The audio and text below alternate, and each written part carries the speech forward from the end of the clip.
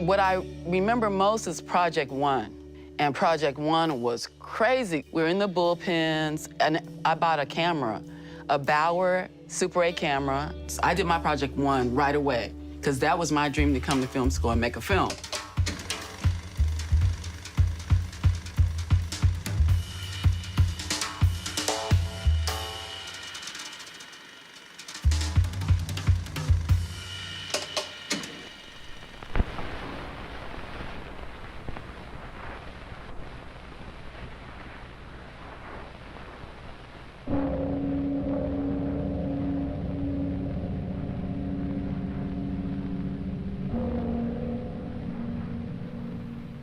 My Project One, I really was learning how to go from still photography to moving film. So I was going from static to movement.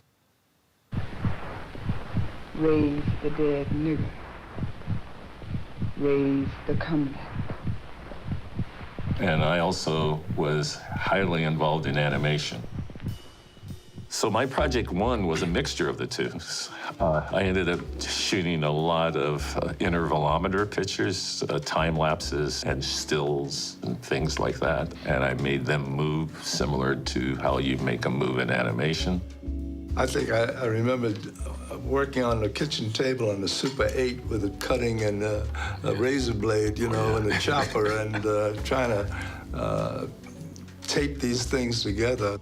My Project One was like, I'd never done film before, barely shot photographs, knew nothing about what I was gonna do. I was in a panic. But I decided I was gonna make a film of my father because it was a difficult subject, because I kind of hated the guy. I never knew much about my father as a child. As I grew older, I never really saw him behind his laundryman mask, behind the chink, that stereotypic, docile, quiet, courteous little Chinaman, deferring obediently to buckwheat, the white man. I knew that my father had different parts of his personality. One that he had to put on a face for white society to survive as a laundryman, but also he had to preserve his dignity by writing poetry, doing calligraphy, and all that. So I knew I had a structure for the film, and then he just allowed me to film a lot to make it happen. And like, you know, there's like tons of errors in the film. I was learning how to focus a camera when I was shooting. Right. So like, oh, you had to focus, zoom in, focus, and then pull out and shoot. Right. I'd like start shooting, go in, and then focus, you know? So it has a kind of a dreamy quality because of that, you know, out of focus look to it, which, you know, worked out okay, but it wasn't good craftsmanship.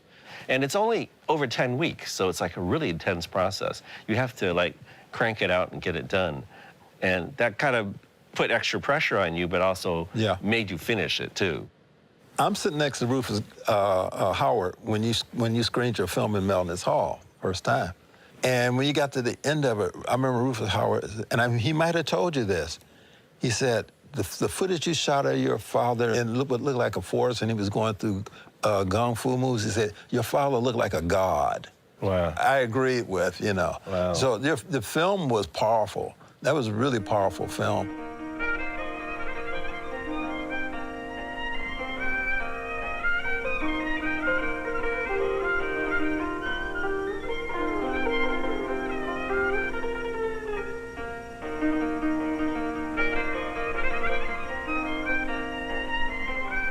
Well, funny story. You know, I showed him the rough cut, and he didn't like that sequence. And he said, my kung fu, I made too many mistakes. You gotta reshoot it. Yeah. So I had to reshoot and re-edit the film because he didn't like his kung fu sequence. Yeah. So well, he was happy with it in the end. That's fair.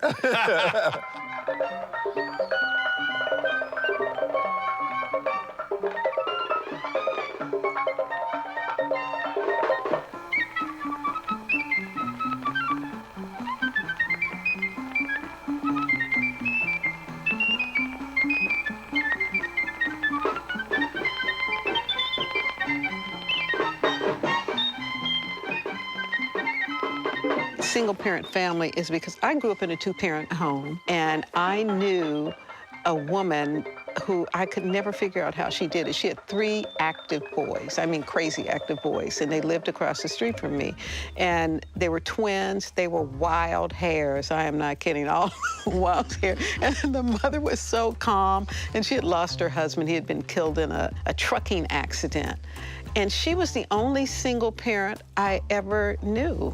So I think that was one of the inspirations. And then when I finally started the film, I remembered meeting other people who had lost their spouses in my family. So, like, for instance, my father's father was burned up on the railroad. They put coal in the, whatever the thing was, and he caught fire. I had just learned that as I was going to UCLA. And so my grandmother raised like 5 kids by herself. And I never thought of my grandmother as a single parent. You don't think like that. But as I got older, I did. And so that's why I chose only African-American people for that film. But that was the inspiration for me.